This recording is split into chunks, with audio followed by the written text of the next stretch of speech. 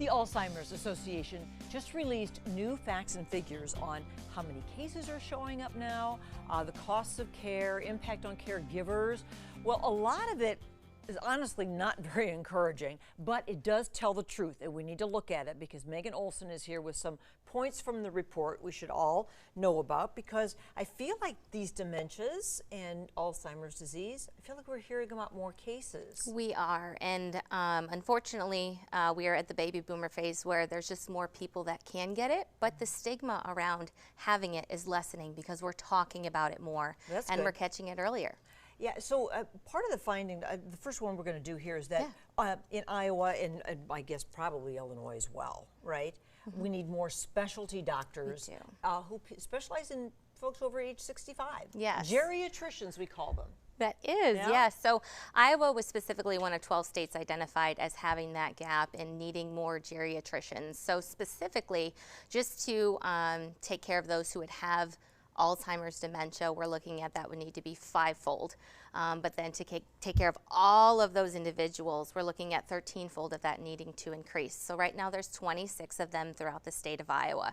That's it. Only 26 geriatricians. Yeah. In the whole state. In the whole state. So do you think, and this is certainly a growing area of, or could be, of the medical profession, and I wonder what it will take for that to happen, for more people to want to be a geriatrician rather than a pediatrician. Yes, and so we're seeing more college programs focusing on that, offering things for physician assistants and the front office and the back office, and expanding the care that is there specifically for the geriatrician track itself. Got it, got it. So now when we talk about, you know, in general dementias, a person suffering from that needs a neurologist, a brain doctor, and we also don't have many of those. No, and unfortunately we're in that neurology desert. So we're looking at by 2025 there would be 10 per 10,000 cases, and so 10 neurologists can't cover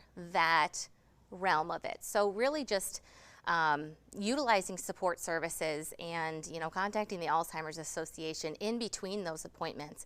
That's what we're here for. We provide them with education and support groups so they can talk to others going through this. Caregiving in general is really an issue. It is. Because a lot of these folks after a while cannot live on their own. Yeah.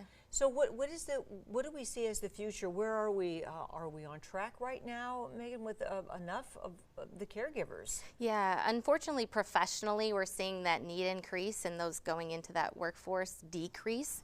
But then this is a personal disease, so we have so many family members who are caring for loved ones, and they're not being paid for that process either. So it's just, you know, recognizing caregiver stress, caregiver burnout, and you know, if you're a friend of somebody, it's not saying, you know, hey, can I get you groceries? It's, hey, we're going on Tuesday. What can I pick you up?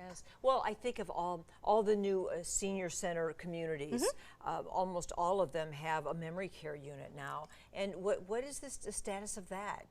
For people who need that kind of care, where someone's going to go to live and be completely dependent upon that care? Yeah, and memory cares are growing, and the support that assisted living specifically or a long-term care community can provide for someone is, you can't where was the word I'm looking for? You can't deny that care. I mean, it is an incredible service that is offered, because you're right, you can't always do it alone, but if you do, you want to do what's best for the individual going for their journey, whatever that is. Sure, and what's great to remember is that, you know, if you don't remember anything else from this interview, remember that there are resources available through the Alzheimer's Association that really can put you on the right track. And so there's where you go, alz.org/Iowa. Now, Megan's here specifically from the Iowa Association, but you work with all of the different ones. How about for our Illinois viewers? For our Illinois folks, yes, we're helping them out as well in whatever it is. We're connecting them with resources throughout the greater Quad City community. Start there, because there are a lot of things that you can get help with, that the resources that are free, support and that sort of thing. So start there at least, and then you can get in with a community of people who are going through what you are. So Megan, thanks for what you guys do. Unfortunately, it's needed more and more. We'll keep updating this. Well, thank you. Thank you, Paula.